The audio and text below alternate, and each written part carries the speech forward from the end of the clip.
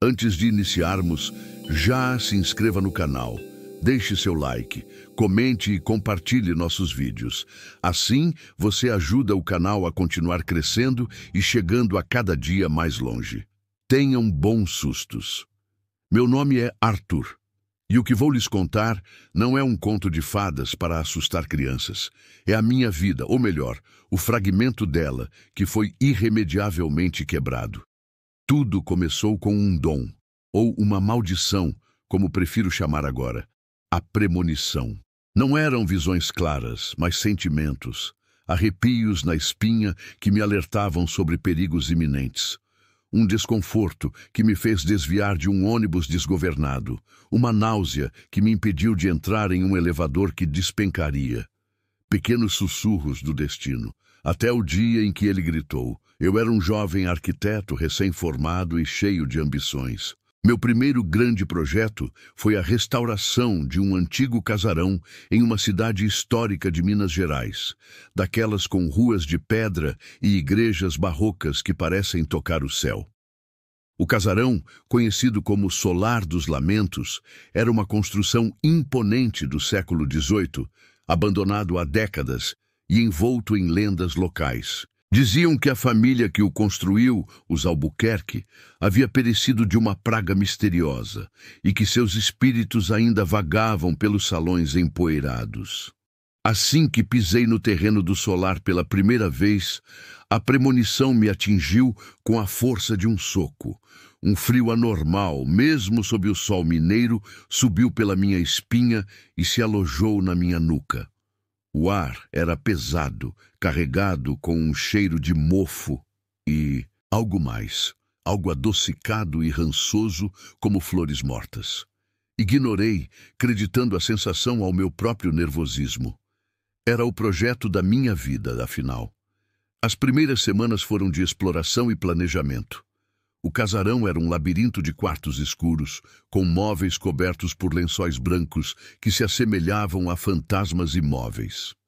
No porão, encontramos a entrada para uma cripta de família, algo que não estava nos planos originais. A prefeitura exigiu que o local fosse catalogado e preservado como parte do patrimônio histórico.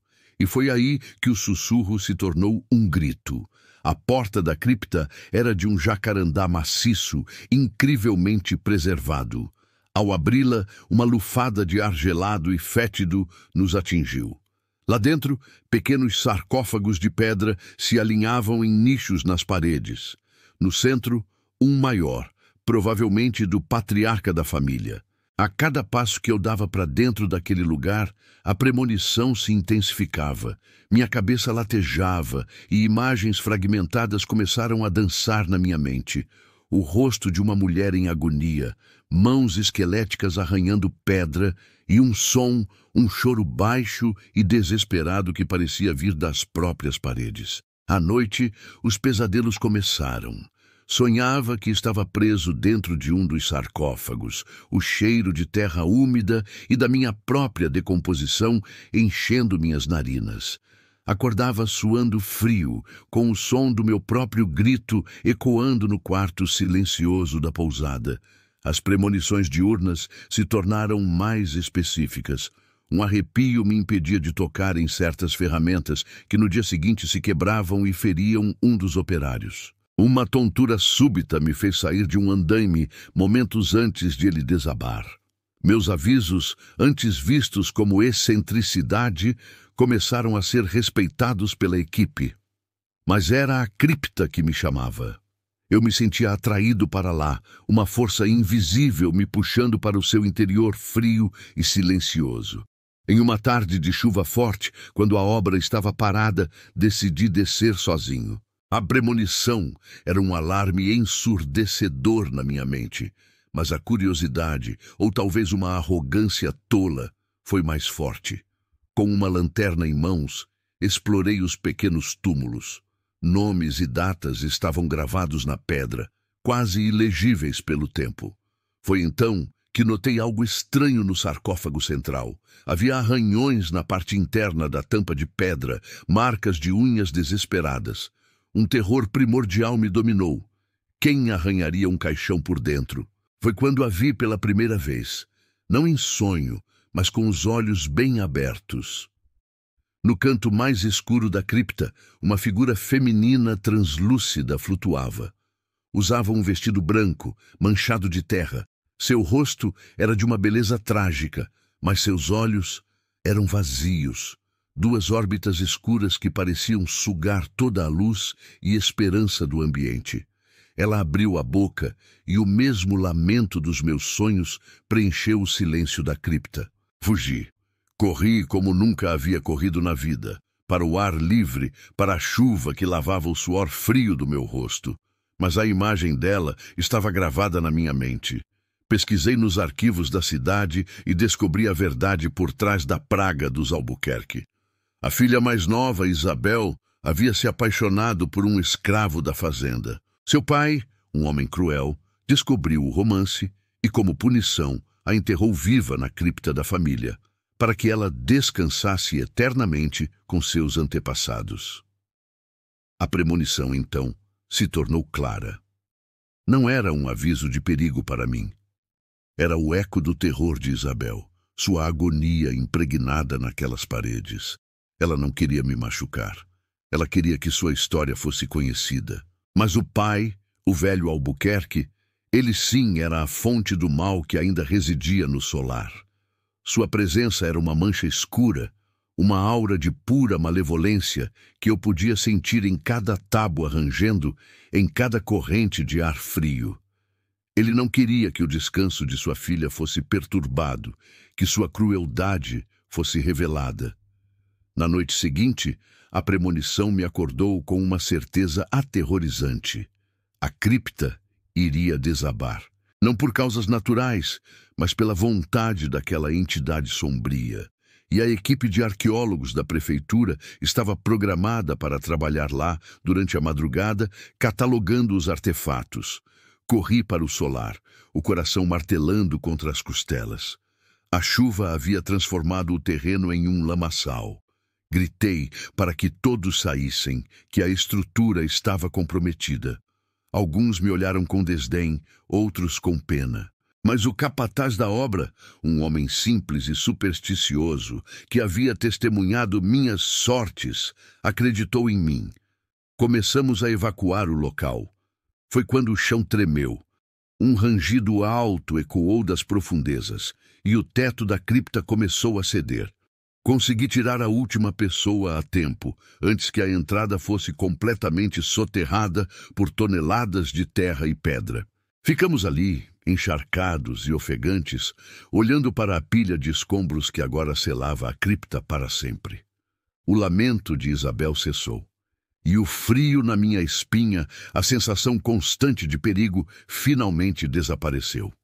Eu terminei o projeto do Solar dos Lamentos, mas nunca mais fui o mesmo. As premonições se foram, me deixando com um silêncio perturbador. Às vezes, no meio da noite, ainda acordo com o som fantasma de unhas arranhando pedra. E sei que em algum lugar, sob as fundações daquele casarão restaurado, Isabel finalmente encontrou a paz.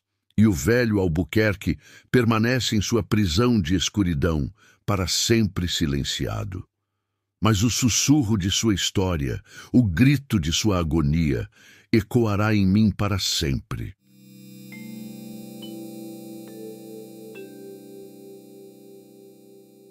Meu nome era... Bom, isso já não importa mais. O que importa é que estou morto.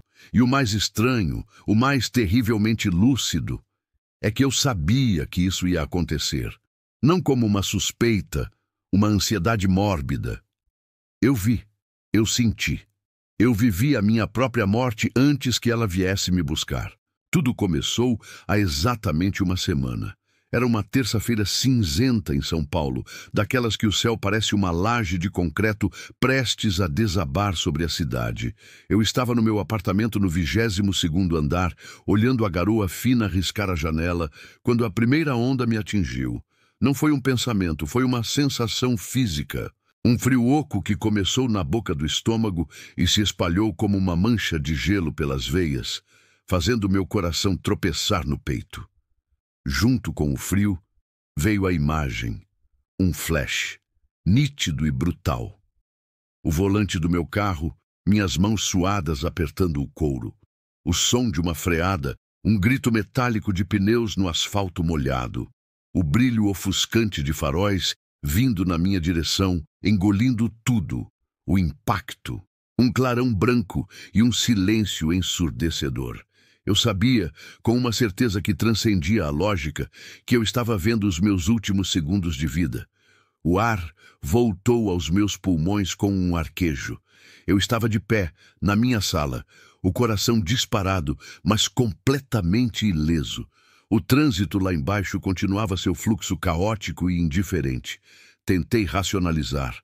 Estresse, cansaço, a pressão do trabalho, as contas a pagar.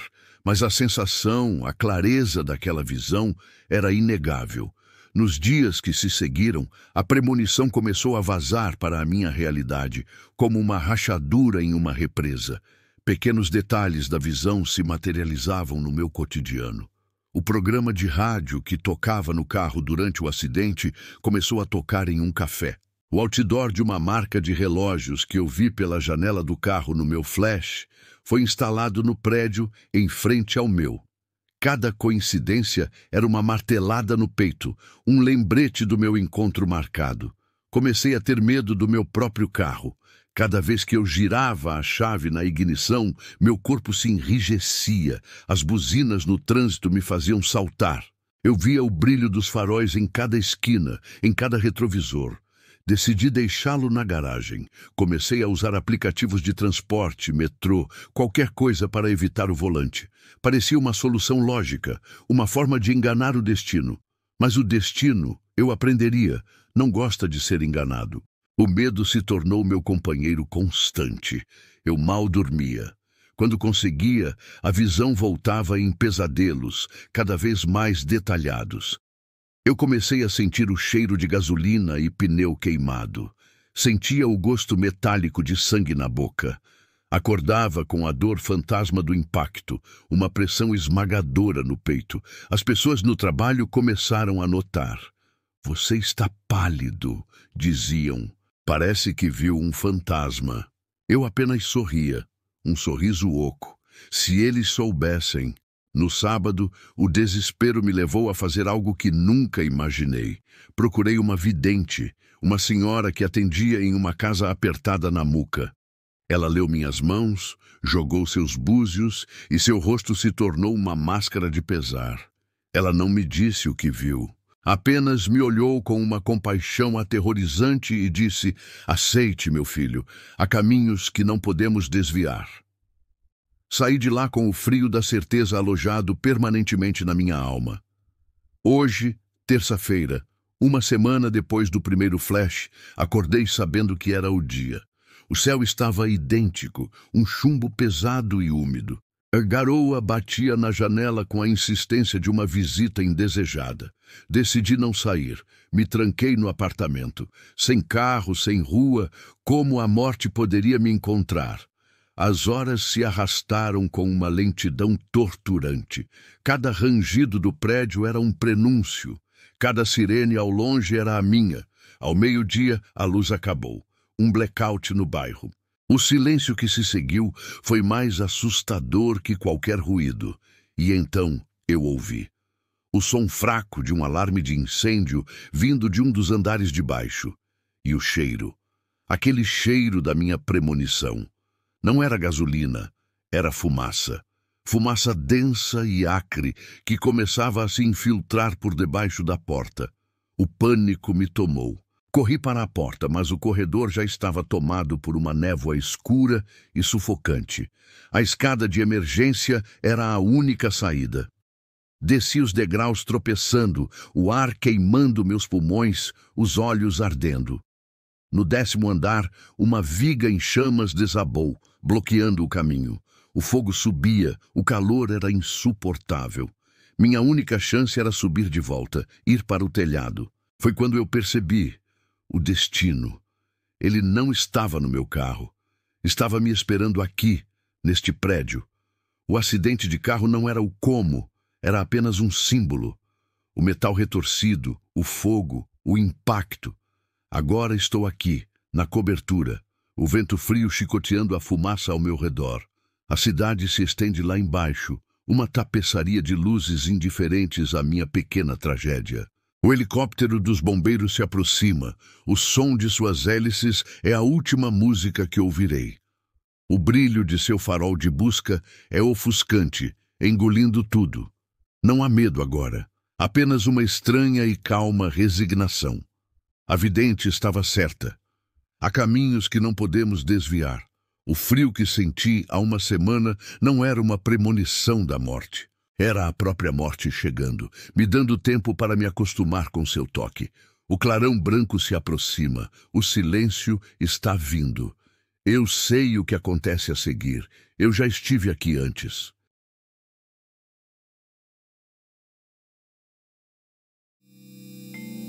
A gente nunca acredita de verdade até que o abismo olhe de volta. Eu era médica veterinária, uma mulher da ciência. Para mim, o mundo era feito de biologia, de causas e efeitos. O sobrenatural era apenas folclore, histórias para assustar crianças ao redor de uma fogueira. Então eu me mudei para Visconde de Mauá, para uma casinha alugada na beira da mata. E aprendi da pior forma possível que o mundo é muito mais antigo e sombrio do que os nossos livros de ciência ousam admitir. Tudo começou como um zumbido no fundo da minha mente, um sonho repetitivo. No sonho, eu corria. Corria desesperadamente por uma floresta que era e não era a Mata Atlântica que cercava minha casa. As árvores eram mais escuras, os troncos retorcidos como corpos em agonia. Eu não sabia do que estava fugindo, mas sentia a perseguição em cada fibra do meu ser. Era uma presença predatória, uma fome ancestral. Eu não ouvia passos normais, mas um som distinto, seco e rítmico. Um clique, um estalo, como galhos secos se partindo ou ossos rangendo uns contra os outros. O sonho sempre terminava da mesma forma. Eu tropeçava, caía de cara no chão úmido e, ao me virar, via apenas um par de olhos, amarelos, brilhantes e sem alma, que se lançavam sobre mim. Eu sempre acordava no exato momento do ataque, com o grito preso na garganta e o coração tentando fugir pela boca. A primeira vez que a premonição sangrou para o mundo real foi numa terça-feira chuvosa. Eu tinha ido atender a um chamado num sítio afastado, nas profundezas do vale. Um bezerro estava doente. O dono, um senhor chamado Benedito, de pele curtida pelo sol e olhos fundos, era um homem de poucas palavras. Enquanto eu medicava o animal, ele olhava para a serra coberta pela neblina e murmurou: "A noite está chegando, doutora.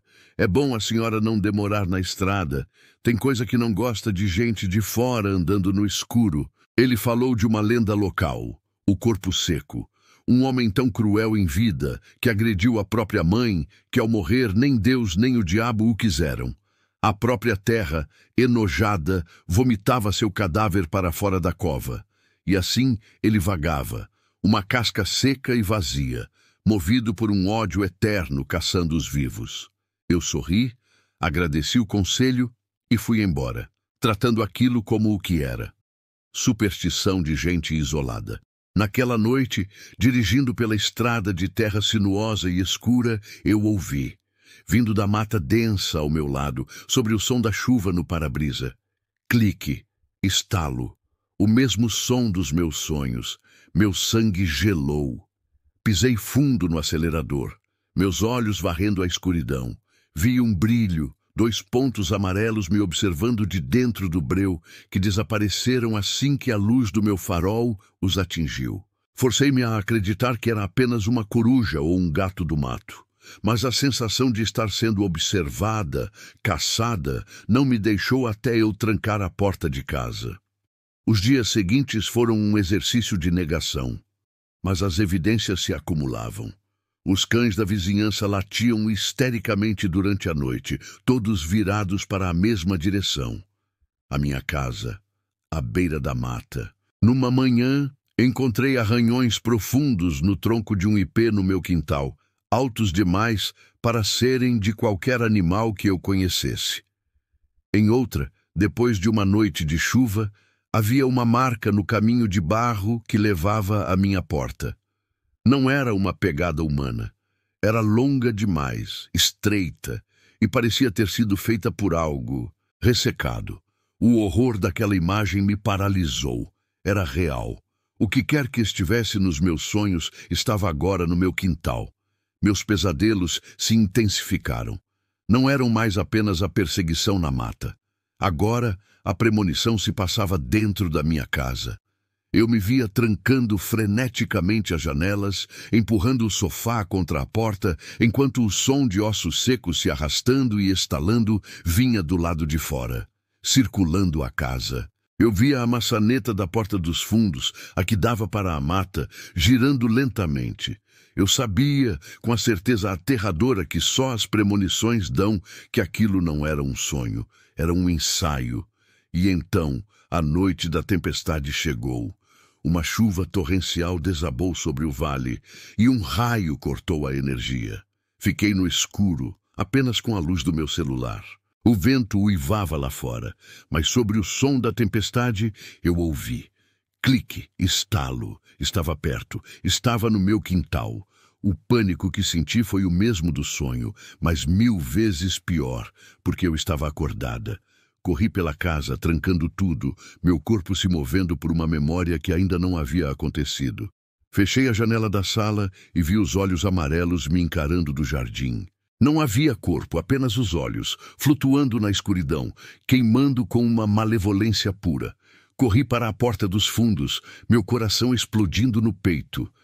Tarde demais. A maçaneta estava girando, exatamente como na premonição. Gritei e me joguei contra a porta, o corpo magro e surpreendentemente pesado do outro lado, forçando a entrada. Em madeira gemia, as dobradiças rangiam. Eu podia sentir o cheiro de poeira antiga e carne podre se infiltrando pelas frestas. Em meu desespero, minha mente se agarrou à história do seu Benedito. Agressão à própria mãe, família, proteção. A única coisa que me veio à mente foi uma pequena foto desbotada que eu guardava na carteira. A única que eu tinha da minha mãe, falecida há anos. Com um último estalo, a fechadura cedeu e a porta se abriu. Diante de mim, recortado contra a escuridão da noite, estava ele. O corpo seco, era alto, esguio, uma figura mumificada coberta de farrapos, com a pele esticada sobre os ossos como um pergaminho seco. E os olhos, aqueles olhos amarelos do meu inferno particular. Ele ergueu um braço longo e esquelético na minha direção, os dedos como garras. Sem pensar, ergui a pequena foto da minha mãe entre nós. Era um escudo patético, um pedaço de papel contra um pesadelo. "Fique longe de mim!" eu gritei, a voz rasgada pelo terror. A criatura parou. Seus olhos brilhantes focaram não em mim, mas na fotografia na minha mão. Um som gutural, como o de folhas secas sendo esmagadas, saiu de sua garganta.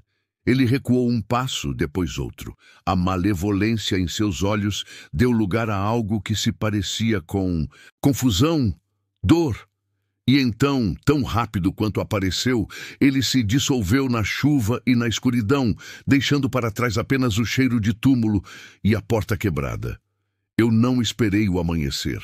Joguei minhas coisas no carro e fugi daquela cidade, daquela casa, daquele vale. As premonições pararam, mas eu nunca mais fui a mesma.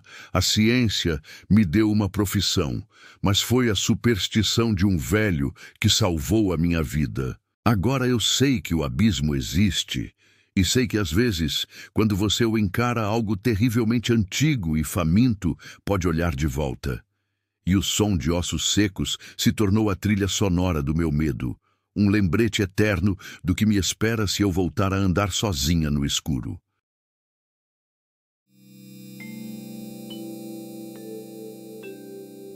Eu nunca fui um homem de acreditar em coisas do além. Para mim, o mundo sempre foi preto no branco, uma sucessão de causas e efeitos lógicos.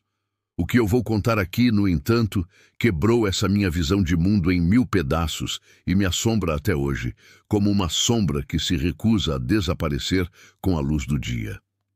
Tudo começou numa terça-feira chuvosa de outono. Eu era um arquiteto paisagista, um trabalho que me exigia criatividade e um senso de ordem. Naquela manhã, eu estava debruçado sobre a planta de um jardim para um cliente abastado, o Sr. Arruda. Era um projeto complexo, com fontes, um pequeno labirinto de sebes e uma coleção de esculturas de bronze. Foi então que a primeira visão me atingiu. Não foi um sonho nem um devaneio, foi uma sobreposição à minha realidade, vívida e terrivelmente real. Por um instante, o cheiro de terra molhada do meu escritório foi substituído por um odor acre de fumaça e algo metálico, como sangue. A planta em minha frente se desvaneceu e, em seu lugar, eu vi o jardim do Sr. Arruda, mas distorcido, como um pesadelo. As sebes do labirinto estavam em chamas, as esculturas de bronze retorcidas e enegrecidas como esqueletos disformes. E no centro de tudo, caída perto da fonte principal, estava a estátua de um anjo que o Sr. Arruda tanto se orgulhava. Mas em minha visão, a cabeça de pedra do anjo estava espatifada, e de seu pescoço quebrado escorria algo escuro e espesso. A água da fonte não era cristalina, mas de um vermelho vivo, borbulhando como se fervesse. A cena inteira durou apenas alguns segundos, mas foi o suficiente para me deixar com o coração aos pulos e um suor frio na testa. Tentei racionalizar. Estresse, cansaço, a pressão do prazo. Encontrei 1000 desculpas para o que meus olhos tinham visto. Liguei para o Sr. Arruda no final da tarde para discutir alguns detalhes do projeto e, por um impulso que não sei explicar, perguntei sobre a segurança da propriedade. Ele riu, disse que tinha o sistema mais moderno do mercado. Senti um alívio tolo e decidi esquecer o assunto.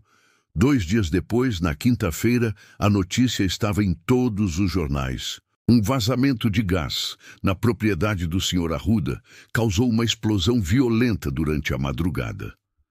A casa foi consumida pelas chamas e o fogo se alastrou para o jardim. A descrição da cena no noticiário era um eco macabro da minha visão. As sebes queimadas, as esculturas danificadas. E a reportagem mencionava um detalhe que me gelou a alma. A cabeça da estátua do anjo foi arremessada com a força da explosão e encontrada a metros de distância. O Sr. Arruda e sua esposa faleceram no incêndio. O choque foi avassalador. Não era mais possível negar. Aquilo não fora uma alucinação, fora uma premonição. A partir daquele dia, a minha vida mudou. As visões se tornaram mais frequentes, mais intrusivas. Eram flashes, fragmentos de desastres que estavam por vir. Um acidente de carro na esquina da minha rua. Um assalto a uma loja no centro da cidade. Eram eventos com os quais eu não tinha qualquer ligação, mas que eu assistia de camarote, impotente. Cada premonição era precedida pelo mesmo arrepio na espinha. Um frio que começava na base do meu pescoço e se espalhava por todo o corpo. O mundo ao meu redor parecia perder a nitidez. Os sons se tornavam abafados, como se eu estivesse debaixo d'água. E então a imagem vinha, clara e aterrorizante. O medo se tornou meu companheiro constante. Eu me sentia como um rádio defeituoso, captando as estáticas da desgraça alheia. Passei a evitar lugares movimentados. Multidões me causavam pânico. Cada rosto desconhecido era um potencial protagonista de uma futura tragédia.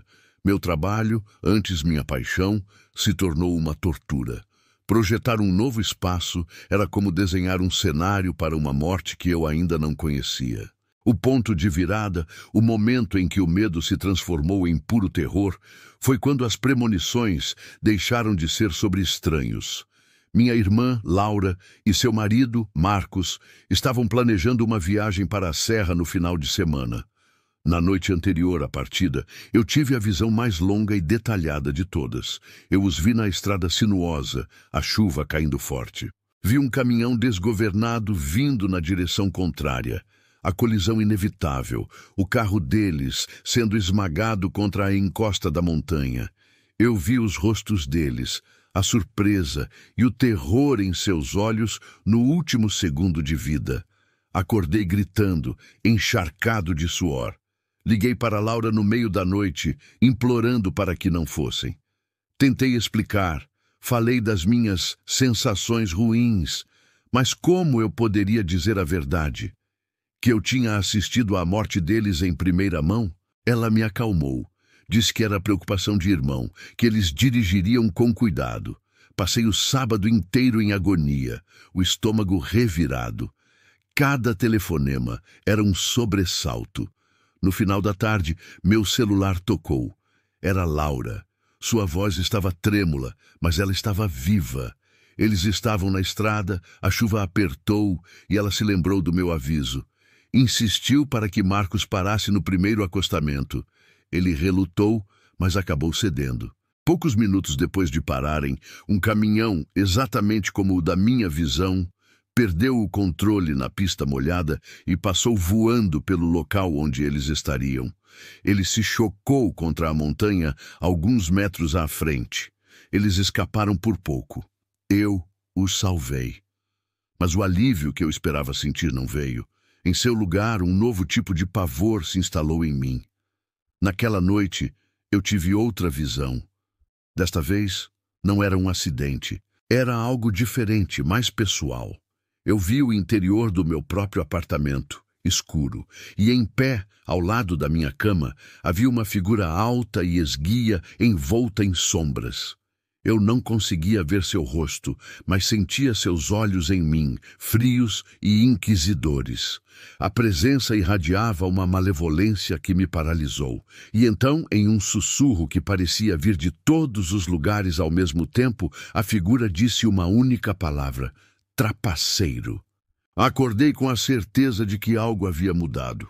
Eu não era mais um mero espectador. Ao interferir, eu havia chamado a atenção de algo. A morte, ou o que quer que fosse aquela força, sabia quem eu era. As coisas começaram a acontecer. Pequenos acidentes domésticos que quase se tornaram fatais. Uma faca que caiu da bancada e fincou no chão a centímetros do meu pé. Um curto-circuito no chuveiro que quase me eletrocutou. O freio do meu carro que falhou subitamente. As premonições continuaram, mas agora tinham um tom de zombaria. Eu via acidentes banais se transformando em tragédias por um detalhe ínfimo, como se o universo estivesse me mostrando o quão frágil é a linha que separa a vida da morte e o quão inútil era a minha tentativa de interferir. Eu vivo em um estado de alerta constante. O arrepio na espinha se tornou quase permanente. Eu não sei o que aquela figura quer de mim, mas sinto sua presença o tempo todo, à espreita, esperando o meu próximo movimento, a minha próxima tentativa de enganá-la. Eu não sei quanto tempo mais eu vou conseguir viver assim. Eu salvei a minha irmã, mas talvez no processo eu tenha condenado a mim mesmo. Eu olhei para o abismo, e o abismo agora olha para dentro de mim. E eu sei com uma certeza aterrorizante que um dia ele vai me puxar para dentro.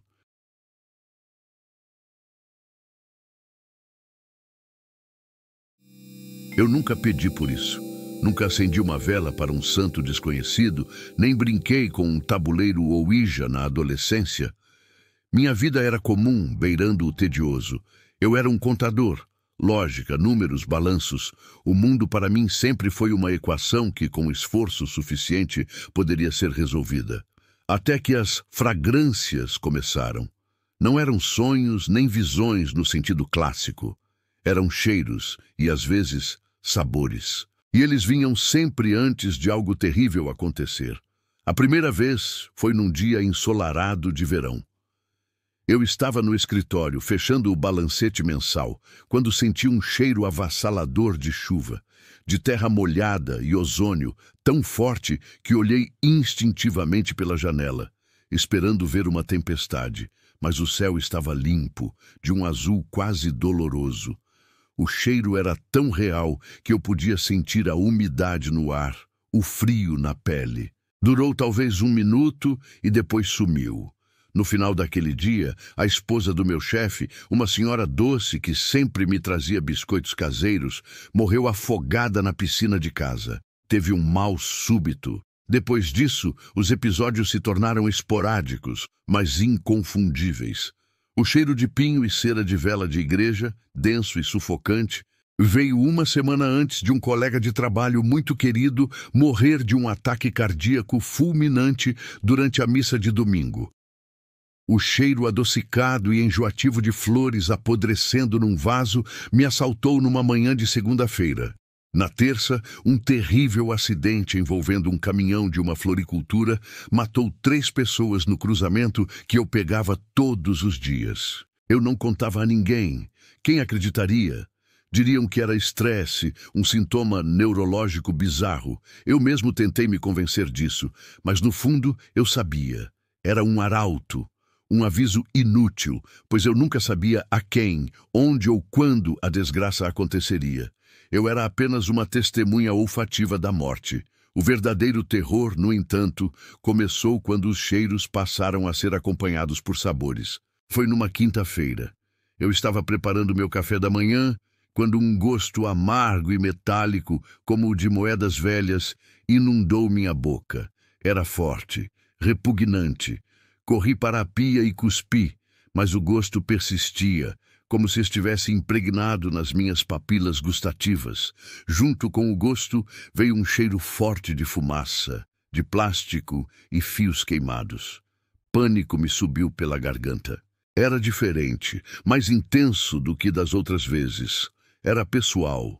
Fiquei paranoico. Verifiquei todas as tomadas, o disjuntor, a fiação do prédio. Não saí de casa naquele dia.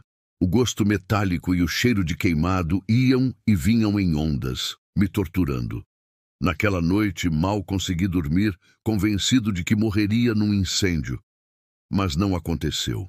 Nem na sexta, nem no sábado.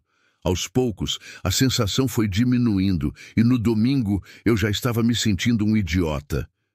Minha irmã Camila me ligou, insistindo para que eu fosse ao almoço de família. Eu não via meus pais e sobrinhos há semanas. Relutantemente, eu concordei. A casa dos meus pais ficava a uns 40 minutos de carro. O dia estava agradável, e enquanto eu dirigia pela rodovia com o rádio ligado, comecei a relaxar. Talvez tudo aquilo fosse mesmo coisa da minha cabeça.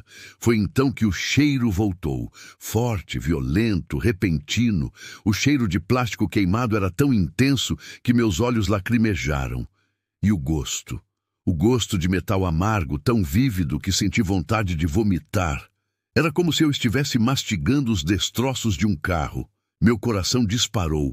Olhei pelo retrovisor, para os lados, procurando a origem da fumaça, mas não havia nada. Eu estava a uns 2 quilômetros de um túnel que cortava uma serra.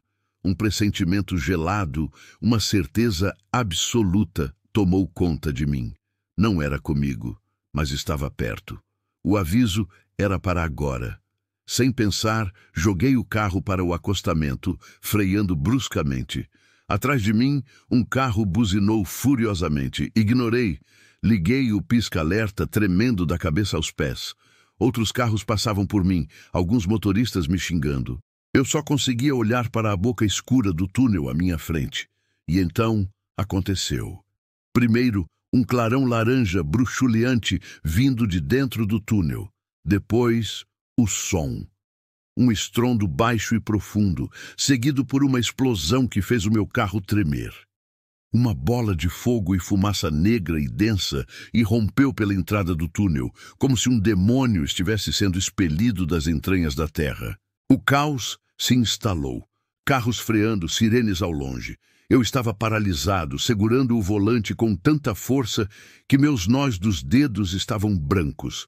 O cheiro agora era real, misturado com o odor de gasolina e borracha queimada.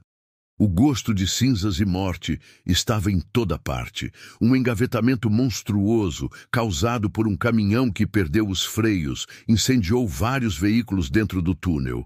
Eu poderia estar lá. Eu deveria estar lá. Se eu não tivesse parado, seria um daqueles carros. O alívio que senti foi sujo, manchado de culpa. Eu sobrevivi porque senti o cheiro da morte de outras pessoas, e essa percepção me quebrou. As coisas pioraram depois do túnel. A habilidade se intensificou. Agora eu não sentia apenas o cheiro da morte, mas também o da dor. O cheiro de ozônio e sal, como o de lágrimas, antes de uma separação dolorosa de amigos. O cheiro de leite azedo, antes de uma traição ser descoberta. Eu me tornei um receptor das misérias do mundo. O pior é o cheiro de terra úmida, recém-revirada. É o mais frequente, o mais comum, o cheiro de covas. Às vezes, ele vem acompanhado de um sabor específico. O gosto de café amargo que a minha vizinha idosa tomava todas as manhãs. O sabor de menta do chiclete que o filho do porteiro não tirava da boca. Eu vivo num funeral perpétuo. As pessoas passam por mim na rua e, por vezes, sinto o cheiro delas, o prelúdio de seus fins. É uma tortura. Tento me isolar, mas é impossível. O mundo fede a desgraça. Ontem à noite algo novo aconteceu. Acordei no meio da madrugada. O quarto estava impregnado com um cheiro que eu nunca havia sentido antes. Era doce, mas não de um jeito bom. Era um cheiro de carne, levemente adocicado, como se estivesse começando a se decompor. E na minha boca, pela primeira vez, eu senti o meu próprio gosto. O gosto do vinho que eu bebi no jantar. O gosto da minha própria saliva. E eu sei, com uma certeza que gela meus ossos, que desta vez o aviso é para mim.